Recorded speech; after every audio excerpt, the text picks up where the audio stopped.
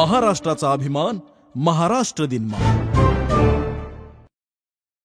नमस्कार, मी विजय चोरमारे। महाराष्ट्र दिनमान मध्ये आपलं मनपूर्वक स्वागत आहे।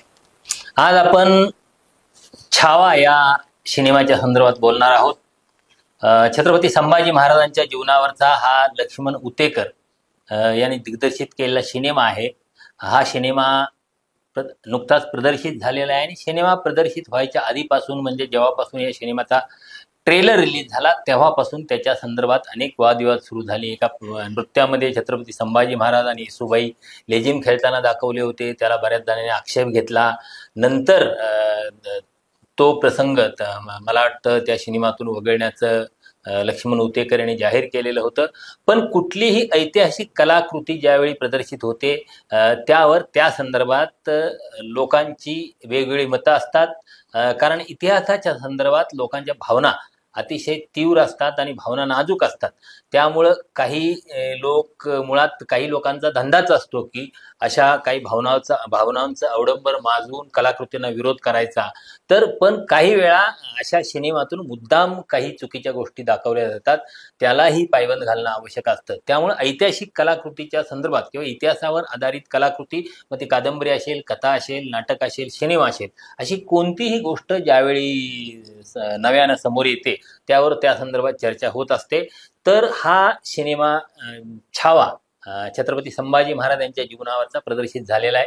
लक्ष्मण उतेकर यांनी तो दिग्दर्शित केलेला आहे। म्हणजे लक्ष्मण उतेकर हे अत्यंत संवेदनशील दिग्दर्शक म्हणून सगळ्यांना परिचित आहेत। टपाल हा त्यांचा मराठीतला पहिला दिग्दर्शित केलेला सिनेमा होता।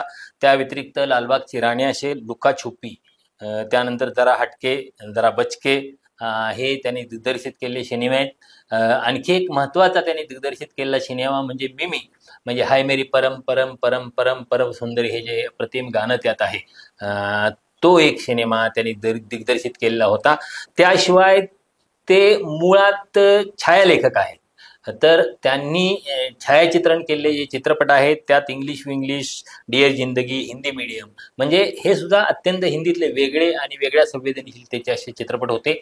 अशा एका चांगल्या दिग्दर्शकानं, ज्याचं चांगलं ट्रॅक रेकॉर्ड आहे, अशा दिग्दर्शकानं छत्रपती संभाजी महाराजांच्या सारख्या एका संवेदनशील विषयावरचा चित्रपट दिग्दर्शित केलेला आहे। तो प्रदर्शित होण्या आधीपासूनच त्याच्या संदर्भात वाद वगैरे सुरू झाले होते।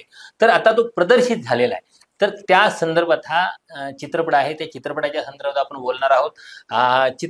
छावा चित्रपटाच्या संदर्भात बोलणार आहोत। म्हणजे आपण काय छावा चित्रपटाचं इथं परीक्षण करणार नाही, त्याकडे आपण एकूण ऐतिहासिक तथ्यांच्या संदर्भात त्या सिनेमातले आपण बोलणार आहोत। त्यासाठी आपल्याकडे इथं ख्यातनाम इतिहास संशोधक इंद्रजित सावंत आलेले आहेत आणि इंद्रजित सावंत यांनी तो चित्रपट पाहिलेला आहे आणि ते एकूण संभाजी महाराजांचा इतिहास, ऐतिहासिक तथ्य आणि सिनेमात दाखवलेलं छत्रपती संभाजी महाराजांचं किंवा तत्कालीन इतिहासाचं चित्रण या अनुषंगानं आपण त्यांच्याशी बोलणार आहोत। नमस्कार। नमस्कार सर। आपण छावा चित्रपटाच्या संदर्भात बोलणार आहोत। तर तुम्ही छावा चित्रपट पाहिला, छावा चित्रपटाच्या संदर्भात सुरू असलेले वाद वगैरे तुम्हाला आधीचे माहिती आहेत। त्या संदर्भात मला वाटते तुम्ही यापूर्वी काहीतरी भूमिका मांडलेली होती। तर आता हा चित्रपट पाहिल्यानंतर तुमची या एकूण चित्रपटाच्या संदर्भात इतिहास संशोधक म्हणून एक भूमिका काय आहे?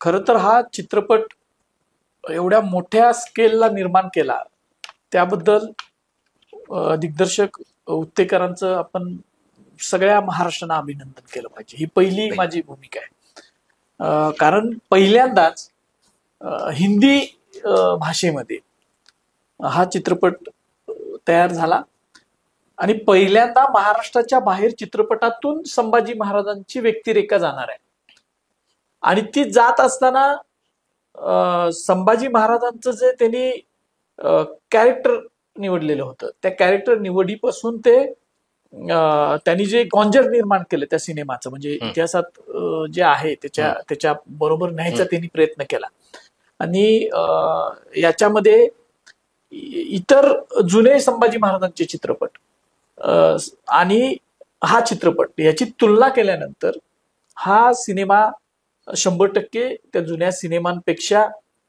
उजवा ठरतो आणि या सिनेमातून संभाजी महाराजांची एक चांगली बाजू संभाजी महाराजांचं एक धवल चरित्र लोकांसमोर नेण्यामध्ये उत्तेकर यशस्वी झालेत असं पहिलं माझं इम्प्रेशन आहे. आता तुम्ही उल्लेख केला संभाजी महाराजांच्या जीवनावरील किंवा मराठा इतिहासाच्या संदर्भातली जुन्या सिनेमांचा, म्हणजे आपल्याला शिवाजी सावंतांची छावा कादंबरी माहिती आहे, विश्वास पाटलांची संभाजी महाराजांच्यावरची कादंबरी आहे, त्यानंतर भालजी पेंढारकरांचे ऐतिहासिक चित्रपट आहेत, किंवा मराठी नाटकातून किंवा सिनेमातून दाखवलेलं इतिहासाचं आणि विशेषतः संभाजी महाराजांचं चित्रण आहे. म्हणजे त्या जुन्या काळातल्या आपण इतिहासाकडे बघितलं तर त्यात संभाजी महाराजांचं खूप चित्रण, सगळं संभाजी महाराजांचं चारित्र्यहनन करणारं अशा प्रकारचं चित्रण बऱ्यापैकी आहे. त्यांच्या एकूण मराठा इतिहासाची मोडतोड करून काही बकरींच्या आधारावर गेलं असं चित्रण आहे. म्हणजे ते चित्रण आणि हे चित्रण या संदर्भात तपशिलानं काय सांगू शकाल तुम्ही? संभाजी महाराजांचं नाटक, सिनेमा आणि कादंबऱ्या यामधलं पहिलं जे चित्रण होतं, म्हणजे सगळ्यात जास्त नाटकं कुणावर झालीत आतापर्यंत इतिहास पुरुषावर महाराष्ट्रातल्या, तर ती शंभूराजांच्यावर झालेली आहेत. म्हणजे 1857च्या नंतर, 57-58च्या नंतर गुणोत्कर्ष नावाचं पहिलं नाटक संभाजी महाराजांच्या जीवनावर. ते त्यानंतर आतापर्यंत या रायगडला जेव्हा जाग येथे ओशाळला मृत्यू, ही जी नाटकं आहेत सगळी अशी खूप नाटकांची आहेत. म्हणजे एक तर नाटक आहे रायगडाची राणी नावाचं नाटक आहे, साधारण 40च्या दशकात ते झालेलं होतं.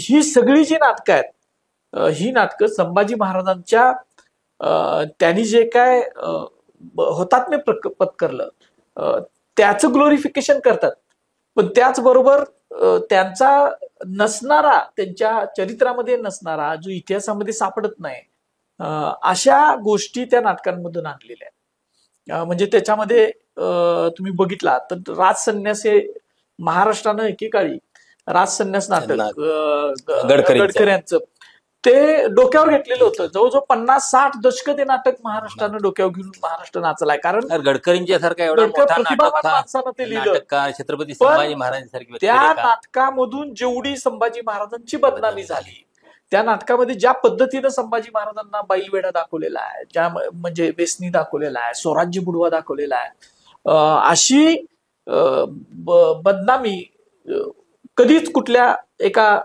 ललित कलाकृतीमुळं किंवा नाटकामुळे कुठल्याही पुरुषाची झाली होती असं मला वाटत नाही. आणि त्याच्यानंतर कडी कुणी केली तर ज्या वेळेला सिनेमे आले आपल्याकडं, तर त्यावेळेला नाटकच एवढी असल्यामुळं आणि संभाजी महाराजांचं चरित्रच एवढं संघर्षमय आहे आणि ह्या ललित लिहिणाऱ्यांना, सिनेमा करणाऱ्यांना भुरळ घालत होतं. पण ती भुरळ त्यांच्या चरित्रातल्या चांगल्या बाजूची पडली नाही, तर त्याच्यामध्ये नसणाऱ्या ज्या बाजू आहेत त्या संभाजी महाराजांच्या चरित्राभोवती गुंपायचं सुरू झालं. मग मोहित्यांची मंजुळा आली, थोरातांची कमळा आली, रायगडाचा राजबंदी आला, असे सिनेमांची रांगच्या रांग लागली. आणि त्या सगळ्या सिनेमांमधून संभाजी महाराजांचं एखाद्या स्त्री संग त्यांचं प्रेम आहे आणि मग ते पात्र असं रंगवलं गेलं.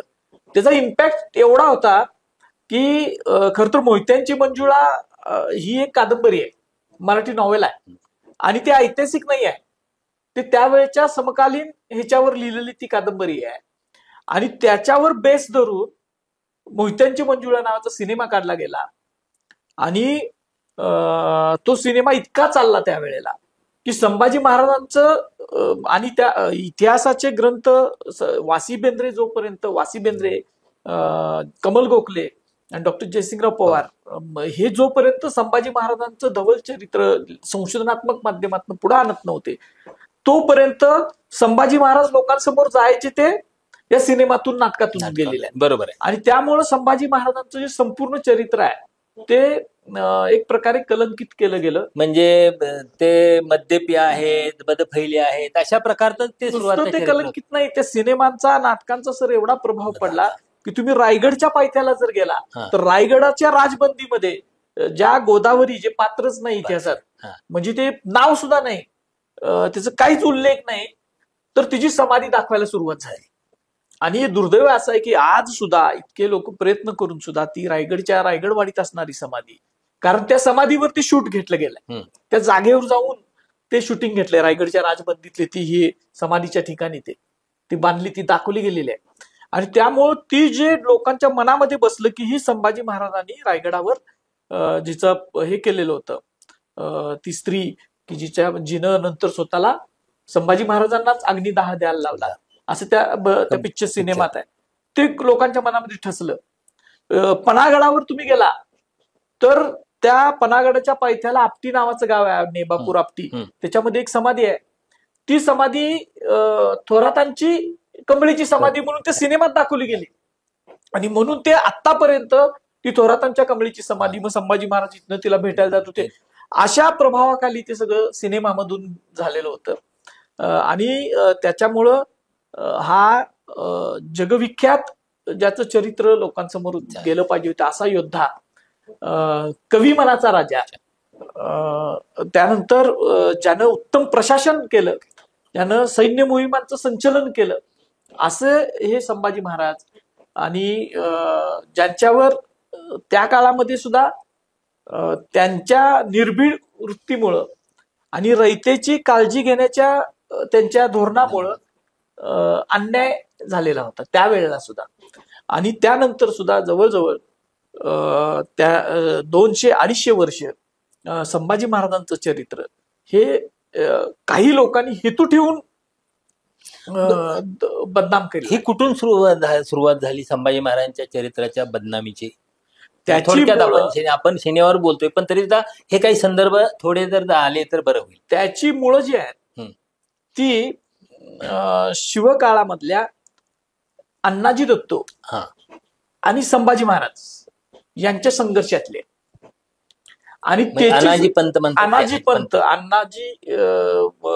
पंत जो आहे ना, त्यांचा आणि प्रधानांचा म्हणजे मोरपंत पिंगळे, अण्णाजी दत्तो आणि शिवाजी महाराजांचे सर कारकून जे होते, म्हणजे त्यावेळेला सर कारकून, आता कारकून शब्द लहान झाला, पण ते सर कारकून म्हणजे खूप मोठं पद होतं त्यावेळेला, म्हणजे प्राईम मिनिस्टर आणि सगळे सचिव वगैरे, त्यांचा आणि संभाजी महाराजांचा संघर्ष सुरू झाला.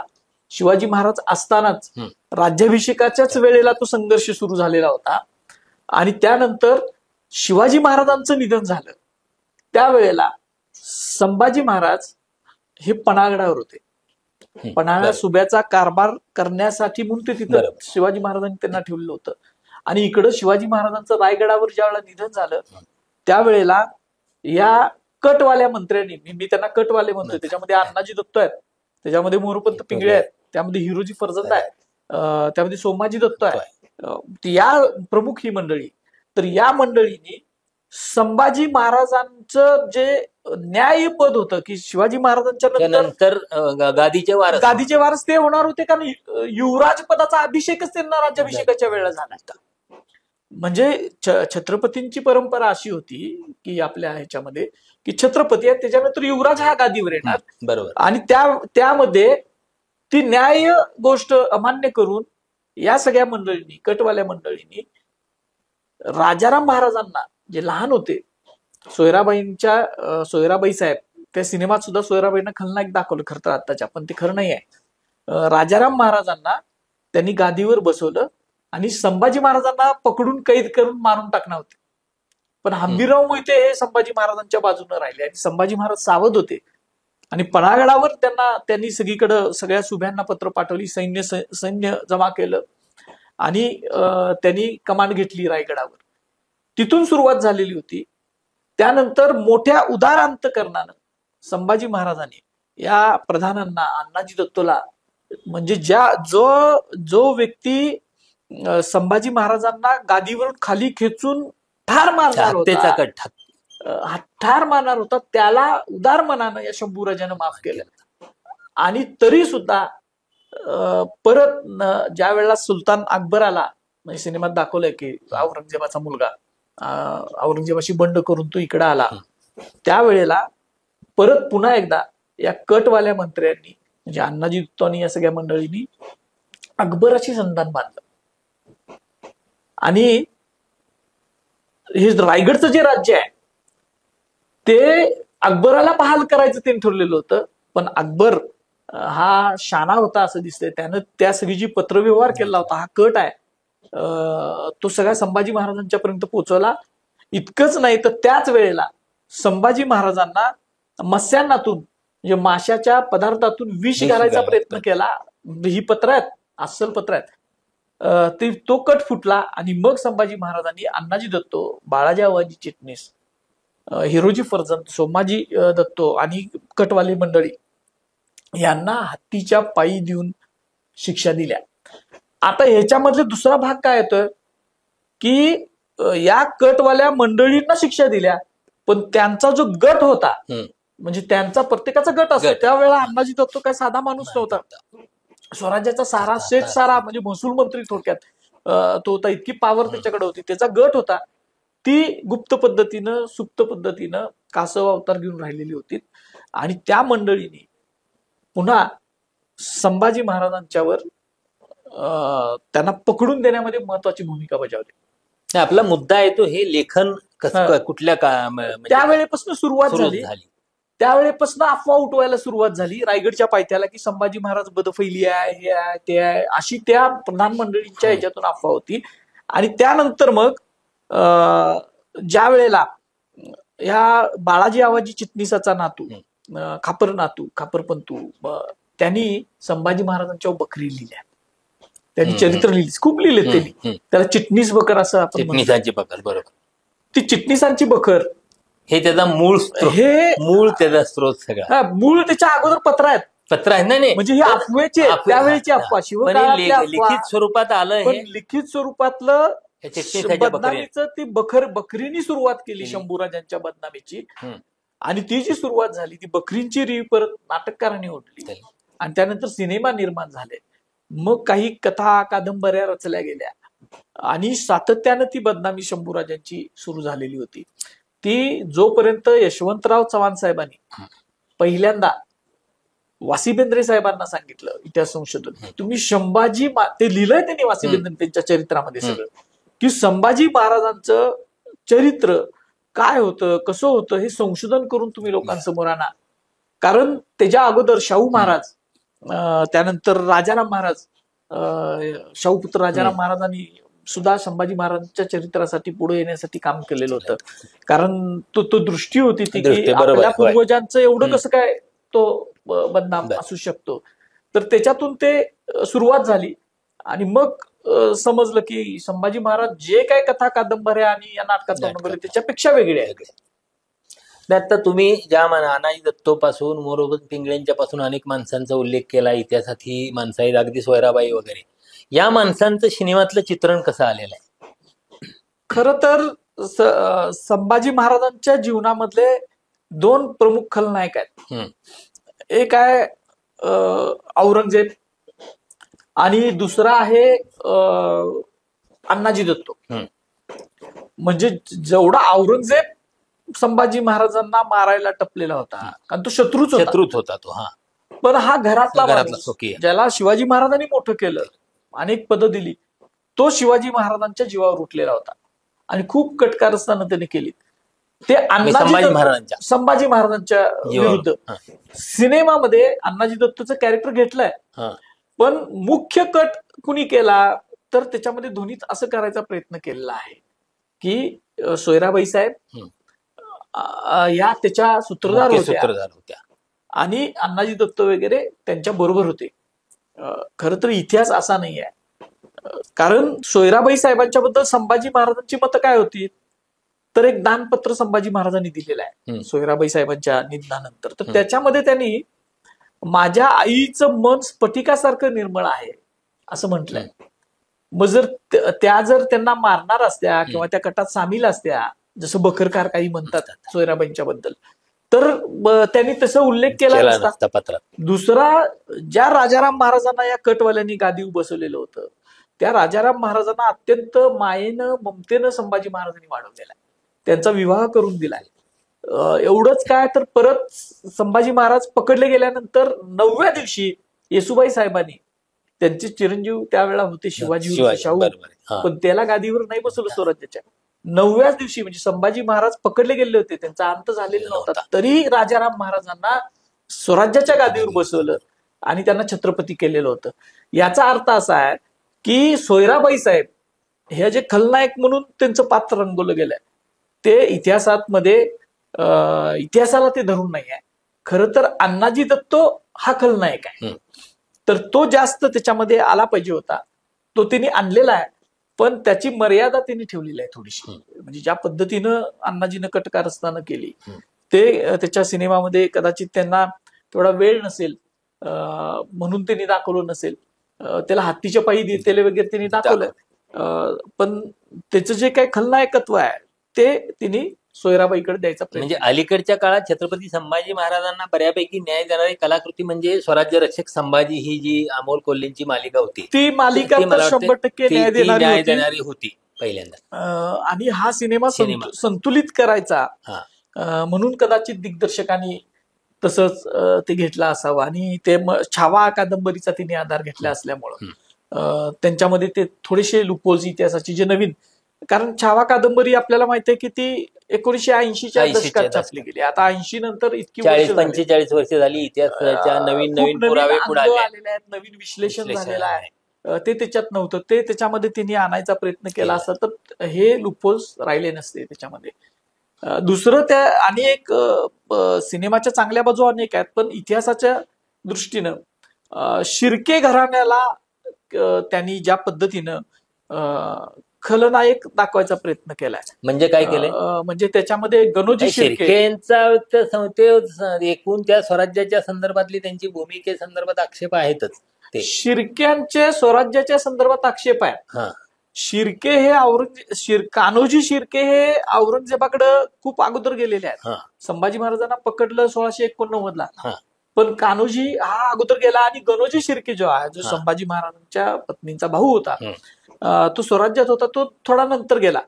पण या सिनेमात गणोजी आणि तो कान्होजी या दोघांना, ते शिर्के नाव त्यांनी घेतलेलं नाहीये, पण या दोघांना त्यांनी संभाजी महाराजांना पकडण्यामध्ये प्रमुख भूमिका केली. आणि एवढंच नाही तर शेख निजाम मुकरब खान कोल्हापूरला होता, तिथून आंबा घाटातून संगमेश्वरापर्यंत जाण्याचा रस्ता या दोघांनी स्वतः ते टॉर्च घेऊन, म्हणजे मशाली घेऊन दाखवला. हे जे काय दाखवलंय ते त्या गणोजी शिर्क्यांच्यावर अन्याय करणार आहे. ते जरी तिकडे गेले असले तरी संभाजी स्वतःच्या बहिणीच्या नवऱ्याला पकडून देण्या एवढा नालायकपणा त्यावेळेला मराठ्यांमध्ये नव्हता.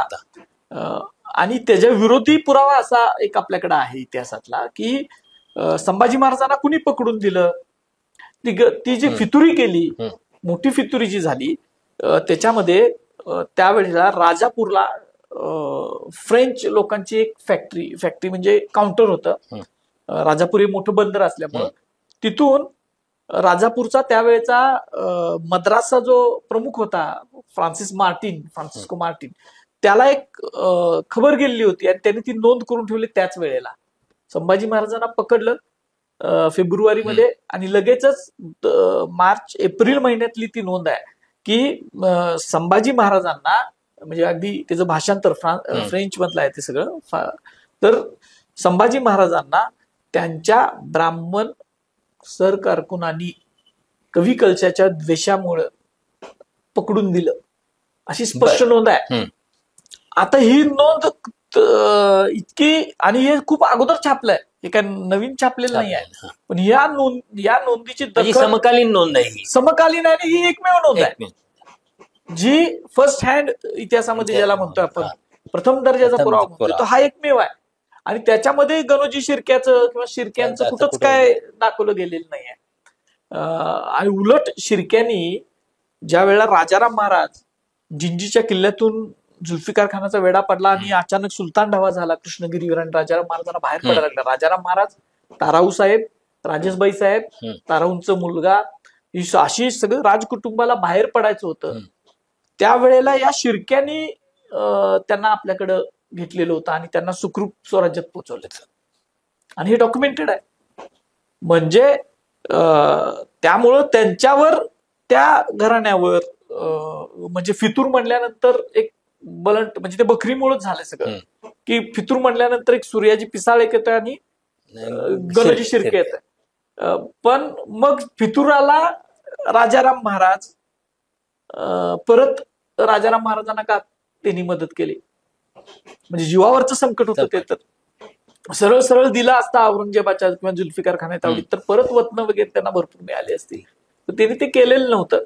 त्यामुळे ते जे सिनेमात आलेलं आहे की गणोजी शिर्केने संभाजी महाराजांना पकडून दिले, आणि ते म्हणजे थेट ते म्हणजे स्वतः त्या मुकरब खानाला दाखवतच रस्ता गेलेत संगमेश्वर पर्यंत, पकडताना तर तिथं थांबलेले आहेत मुकरब खानाबरोबर. हे जे काय दाखवलेलं आहे ते थोडं म्हणजे ऐतिहासिक प्रत्याशी हे प्रामाणिक नाहीये, ते ऐतिहासिक प्रत्याशी ते प्रामाणिक नाहीये ते, किंवा याला सिनेमॅटिक लिबर्टी म्हणता येणार नाही. म्हणजे ते फितूर आहेत तर दाखवा की असं याला अर्थ नाही. मी इतिहासाची दृष्टीने फार योग्य नाही असं मला वाटतंय. आणि तेच तशा इतिहासाला सोडून खूप गोष्टी या सिनेमात आता चित्रपट सिनेमा म्हटल्यावर तर सिनेमॅटिक लिबर्टी घेतात.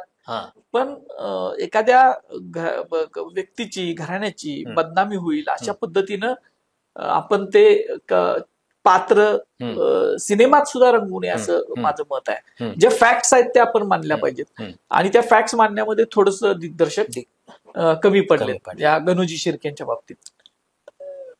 आता एक महत्वाचा प्रश्न असा की गेली काही वर्षे अलीकडं ऐतिहासिक सिनेमाच्या माध्यमातून एक हिंदुत्वाच्या राजकारणाला असं चालना देण्याचा प्रयत्न केला जातो. म्हणजे अजेंडा घेऊनच असे सिनेमे केले जातात. तर हा छावा सिनेमा बघितल्यानंतर तुम्हाला असं काय वाटतं का, किंवा तशी काही भूमिका दिग्दर्शकाची दिसते का, किंवा छावा सिनेमाच्या संदर्भात या आत्ताच्या परिस्थितीत तुम्ही या सगळ्या धार्मिक राजकारणाच्या किंवा या परिस्थितीत छावा सिनेमाकडे कसं बघता? त्याच्यामध्ये दिग्दर्शकांनी आत्ताची कुठलीही विचारधारा आणलेली नाही असं म्हटलं पाहिजे आपण. कारण त्यांनी पहिला सीन जो ओपन होतो, संभाजी महाराज जे येतात बऱ्हाणपूरवरच्या त्या सगळ्या मोहिमेचा सीन आहे, खूप प्रभावशाली पद्धतीनं त्यांनी दाखवलं. त्यामध्येच त्यांनी एक सीन घेतला की संभाजी महाराज ती सगळी रणखंदन सगळं माजलेलं आहे त्या बऱ्हाणपूरच्या याच्यामध्ये, आणि एक लहान मुलगा मुस्लिम स्त्रीचं एक लहान बाळ ह्याच्यात येते, त्या सगळ्या घोडे वगैरे पळत असतात त्याच्यामध्ये येत आहे, आणि संभाजी महाराज स्वतः त्याला उचलून घेतात आणि त्या स्त्रीला देतात. हे जे काही सजेस्टिव्हपणाने त्यांनी दाखवलंय की, आणि परत त्या डायलॉग मध्ये त्यांनी घेतलेला आहे की हे जे काही लढाई आहे ही कुठल्या धर्माविरुद्ध नाही आहे, ही स्वराज्याची लढाई आहे, ही अन्यायाच्या विरुद्धातली लढाई आहे. हा जो फॅक्ट त्यांनी घेतलाय त्याच्यामध्ये कुठं तसं विचारधारा मुद्दाम म्हणून आणले असं दिसत नाही. त्याच्यामध्ये त्यांनी घोषणा ज्या घेतलेल्या आहेत ते हर हर महादेव, छत्रपती शिवाजी महाराज की जय, जय भवानी, या सगळ्या ह्या इतिहासामध्ये ज्या वॉर क्राईज ज्या आहेत मराठ्यांचे ते त्यांनी घेतलेले आहेत. संभाजी महाराजांचा कॅरेक्टर जे त्यांनी घेतलेलं आहे त्याच्यामध्ये सुद्धा कुठंच आपल्याला एक वेगळं त्याच्यामधनं त्यांनी दाखवलेलं असं वाटत नाही. जिथं धार्मिकता आहे, जिथं भवानी देवीची पूजा करतेलं त्यांनी दाखवलेलं आहे. उगीच कुठलं तर नवीन उत्पन्न झालेलं ते काही दाखवलेलं नाही आहे. म्हणजे ज्या येसुबाई साहेब असतील किंवा धाराऊ साहेब असतील, या सगळ्या तिथं जिथं जिथं जे आहे ते भवानी देवी असेल, किंवा बारकावे दिग्दर्शकांची सुद्धा सांगायला पाहिजे आपल्याला की तिथे देवघर दाखवलंय आणि त्याच्यामध्ये एक शिवलिंग दाखवलंय. ते शिवाजी महाराजांच्या पूजेत जो चंद्रशेखर बाण होता महादेवाचा, तो त्याची प्रतिकृती त्यांनी करून त्या ठिकाणी ठेवलेली आहे त्या देवघरामध्ये. म्हणजे असे काही बारकावे सुद्धा त्यांनी टिपलेत, पण अजून त्यांना अभ्यास करता आला असता. म्हणजे आता त्याच्यामध्ये जी वेपन्स वापरलेले आहेत, शस्त्र त्यांनी वापरलेले आहेत, तर ऐतिहासिक त्याच्या जवळ जायचा प्रयत्न केला. पण संभाजी महाराजांची तलवार कशी होती हे संभाजी महाराजांचं असलं चित्रच उपलब्ध आहे आपल्याकडं. म्हणजे हे कोण करतंय, तर अलेक्झांडर नावाचा एक सिनेमा आलाय बघा, खूप वर्षापूर्वी आला, तो खूप अभ्यासपूर्वक केला होता.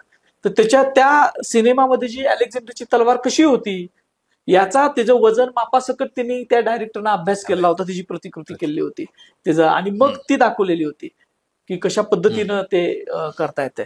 किंवा विनाकारण त्यांनी काय केलं की गदा घेतलेले एका वॉर प्रसंगामध्ये की गदा घेतलेली आहे आणि मोठी गदा घेतली. तर युद्धामध्ये कसं असतं की मॅक म्हणजे गदा जी असते, तुम्ही सर्च मारला तरी कळेल, तर युद्धामधल्या ज्या गदा वापरल्या जायच्या ज्याला मॅक म्हणतो त्या वेगळ्या असायच्या, खूप प्रभावशाली असायचं ते. पण हिने आपलं जे आपण आता पैलवानांना आपण ज्या गदा देतोय तशी गदा घेऊन ते फायटिंग करतेला दाखवलंय. म्हणजे ते अशा काही गोष्टी सुद्धा त्यांच्याकडनं स्किप झालेल्या आहेत. फाईटचे सीन खूप चांगले, पण ते थोडासा अभ्यास. तर मी हा प्रश्न विचारण्याचं कारण असं की छत्रपती संभाजी महाराजांना अलीकडच्या काळात इथून हिंदुत्वाचं शिंबॉल वगैरे धर्मवीर म्हणून त्या एका विशिष्ट प्रतिमेत बंदिस्त करायचा प्रयत्न होतो. तो या सिनेमामुळे होत नाही. उलट संभाजी महाराजांची मगाशी एक प्रसंग सांगितला, ती मानवतेची बाजू, म्हणजे ती महानता, प्रशासक म्हणून महानता, योद्धा म्हणून महानता, ही दृढ या सिनेमामुळे जाते होते. आता शेवटचा जो प्रसंग त्यांनी दाखवलेला आहे संभाजी महाराजांचा, म्हणजे औरंगजेबानं पकडलं, मुकरब खानानं संगमेश्वरला पकडलं आणि ते जे काही युद्ध दाखवलंय त्याच्यामध्ये, त्याच्यामधली जी लढाई दाखवलेली आहे आणि ते त्यांचं शौर्य, आणि औरंगजेबासमोर झुकलेले नाहीत संभाजी महाराज, आणि हे फॅक्ट आहे. आणि ह्याच्या नोंदी आहेत त्या, आणि मोगल दरबारातल्या नोंदी आहेत. त्याच्यामध्ये गेल्यानंतर औरंगजेबाच्या समोर, म्हणजे इथं पकडलं त्यांना 1 फेब्रुवारीला, 15 फेब्रुवारीला बरोबर बहादूरगड जो आहे आपल्या श्रीगोंद्याजवळचा, तर त्या बहादूरगडावर मध्ये तो औरंगजेब होता. आणि संभाजी महाराजांना मुकरब खानानं पकडून त्या ह्याच्यापर्यंत नेलं, बहादूरगडापर्यंत नेलं. तिथं खंडोबाचा माळ आहे, खूप हृदयद्रावक पद्धतीनं ते सगळं आहे. सगळं ते अजून दाखवता आलं असतं, म्हणजे ज्या पद्धतीनं अपमान केलेला आहे औरंगजेबानं संभाजी महाराजांचा, जे छळ केलाय, तो खंडोबाच्या माळ तिथं आहे, तिथून त्यांना उंटावर बसवलं.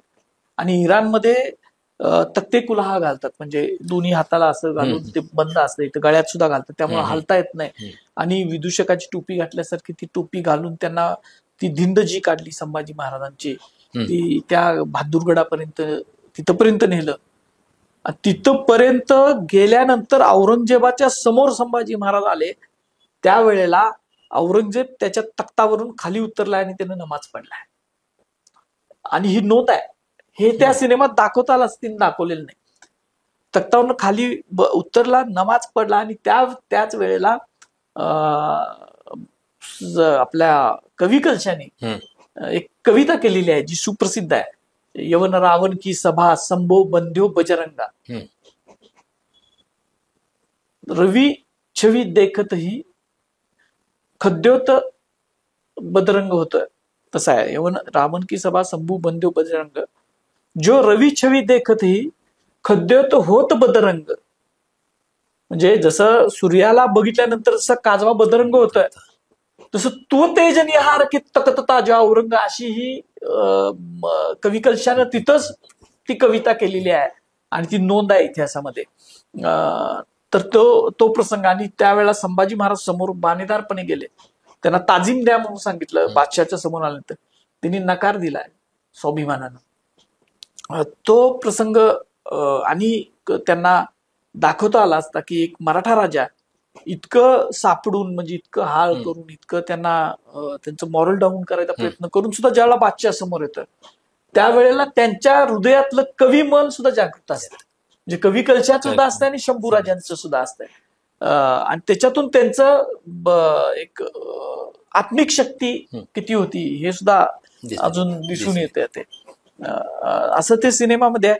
त्याच्यामध्ये परत संभाजी महाराजांना, खरं तर हा सिनेमा आहे, ते इतिहासाची डॉक्युमेंटरी नाही, त्यामुळं जे बारकावे ते त्यांनी त्याच्यामध्ये घेतले नसावेत, ते सिनेमॅटिक लिबर्टीमुळे आपण मान्य करू शकतो. त्याच्यात अनेक त्यांनी हा प्रसंग घेतलाय की मगाशी तुम्ही सांगितलं की सगळ्या सिनेमामध्ये मग तू हिंदू हो आणि मग तुला बेटी देतो वगैरे वगैरे असं सुद्धा काही जण असतील, ते काही त्यांनी घेतलेलं नाही. त्याच्यामध्ये त्यांनी एक सिनेमा घेतलाय की औरंगजेब शेवटी सगळ्यात त्या सगळ्या सैनिकांना बाहेर जातात. सैनिक हे सजेस्टिव्ह आहे, डायरेक्टरचं माइंड किती शार्प आहे ते दिसतं. सगळे सैनिक बाहेर जातात आणि संभाजी महाराज आणि औरंगजेब समोर आहेत आणि औरंगजेब संभाजी महाराजांच्या समोर येतोय आणि त्याला तो म्हणतो की तू हिंदू धर्म सोड आणि माझ्याकडे ये म्हणून. त्याला जे उत्तर त्या डायरेक्टरनी संभाजी महाराजांच्या तोंडात दिलंय की त्या औरंगजेबाला म्हणतात की तुम मराठा साम्राज्य में आओ, हमारे स्वराज्य में आओ, और तुम्हाला धर्म छोड़ने की भी जरूरत नहीं पडेगी. ही खूप मोठी गोष्ट आहे.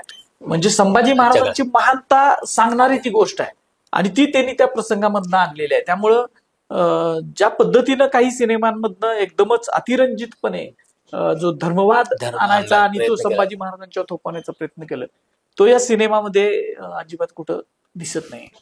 दुसरी एक गोष्ट असते सिनेमाच्या मध्ये, ऐतिहासिक सिनेमामध्ये इतिहासाची आणि भूगोलाची सांगड असायला लागते. तर ती इतिहासाची आणि भूगोलाची सांगड या सिनेमात कशी आहे?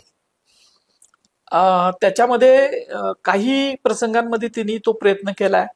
रायगड खूप चांगल्या पद्धतीनं त्यांनी एस्टॅब्लिश करायचा प्रयत्न केलाय. म्हणजे ते व्हीएफएक्सच्या माध्यमातून, सीजीच्या माध्यमातून त्यांनी ते केलेलं आहे. औरंगजेबाचा जो दिल्लीचा दरबार आहे तो चांगल्या पद्धतीनं त्यांनी केलेला आहे. पण काही ठिकाणी दिग्दर्शकांना ऐतिहासिक भूगोलाचं त्यांनी अभ्यास अजून जास्त केला असता तर चालला असता असं आपण म्हणू शकतो. म्हणजे त्याच्यामध्ये एक उदाहरण तो फक्त सांगतो की सोयराबाई साहेबांचं निधन होत आहे. खरं तर सोयराबाई साहेबांचं निधन रायगडावर झालेलं आहे, त्याची नोंद आहे. आणि त्यानंतर त्यांचं जे दहन क्रिया जी आहे ती दिग्दर्शकांनी एका बॅकवॉटर नदीच्या कडेला दाखवलेली आहे, ते चिता रचून आणि प्रॉमिनंट सीन घेतलेला आहे तो त्याच्यामध्ये. त्यामुळं तसे ऐतिहासिक भूगोलाच्या त्रुटी असणाऱ्या अनेक गोष्टी त्याच्यामध्ये आलेल्या आहेत. याच्यामध्ये म्हणजे भूगोलाचा अभ्यास अजून जास्त त्यांना करता आला असता, तो जरासा कमी पडलेला आहे. म्हणजे एकूण ठीक आहे, एक संभाजी महाराजांच्या सारख्या एका ऐतिहासिक आणि उत्तुंग अशा भव्यदिव्य व्यक्तिमत्वाच्यावरचा सिनेमा म्हणून एक उत्तम, तुम्ही जे आता सांगितलं त्यानुसार उत्तम प्रयोग म्हणून. आणि मला त्यातून झालेली सगळ्यात महत्वाची गोष्ट म्हणजे छत्रपती संभाजी महाराजांचं व्यक्तिमत्व राष्ट्रीय पातळीवर, राष्ट्रीयच नाही तर अगदी आंतरराष्ट्रीय पातळीवर नेणारी ही कलाकृती, पहिली कलाकृती म्हणून मला वाटतं याचा उल्लेख करावा लागेल. हो, स्वराज्य रक्षक संभाजी मालिकेनंतर ती मराठीत होती. त्याच्यानंतर संभाजी महाराजांचं चरित्र चांगल्या पद्धतीनं राष्ट्रीय आंतरराष्ट्रीय पातळीवर नेण्यामध्ये हा सिनेमा यशस्वी होईल. आणि याच्यानंतर खरं तर त्याच्यामध्ये अजून संभाजी महाराज आता काही युद्ध प्रसंग घेतलेले आहेत. त्याच्यामध्ये पोर्तुगीजांच्या विरुद्ध जी गोवास्वारी केली संभाजी महाराजांनी, तो संभाजी महाराजांच्या पराक्रमाचा एक अत्युच्च शिखर आहे. म्हणजे तिथल्या त्या व्हॉइसरायला कोंडालवरला ते चर्च मधलं सेंट झेवियरचं शव बाहेर काढून त्याच्या हातात त्यांचा राजदंड ठेवायला लागलेला होता. त्यांनी ती करुणा भाकलेली होती की आम्हाला ना तर तूच वाचव म्हणून. किंवा सिद्धी, आपला जंजिरेकर सिद्धी आहे, त्याच्या विरुद्धची मोठी मोहीम संभाजी महाराजांनी केलेली होती तो किल्ला जिंकायसाठी. तो विषय, असे 2-4 विषय जे आहेत. किंवा संभाजी महाराजांची जी राजनीती होती, संभाजी महाराजांचं म्हणणं असं होतं की जसं शिवाजी महाराजांचं म्हणणं होतं की दख्खनीयांची पातशाही दख्खनीयांच्या हाती राहिली पाहिजे, म्हणजे दक्षिण मधली जी काय पातशाही आहेत त्या राहिल्या पाहिजेत. म्हणजे संभाजी महाराजांनी आदिलशाहीला केलेली मदत, संभाजी महाराजांनी कुतुबशहा बरोबर तह करून ज्या औरंगजेबासंग फाईट त्याला अडवायचा जे केलेला प्रयत्न, या सगळ्या ज्या गोष्टी आहेत त्या सुद्धा सजेस्टिव्हली किंवा त्या प्रसंगामधनं पुन्हा कधीतरी दाखवतील. पण इथं कुठंतरी ते आलं पाहिजे होतं, कारण सुलतान अकबराच्या याच्यात जास्त वेळ तिने घालवला. आणि मग ऐतिहासिक भूगोलाचा अभ्यास मगाशी म्हणजे कमी पडला कसा, सुलतान अकबर कधीच रायगड किल्ल्यावर नाही आलेला, पण रायगडच्या दरबारात सुलतान अकबर येतोय असं दाखवलं ते.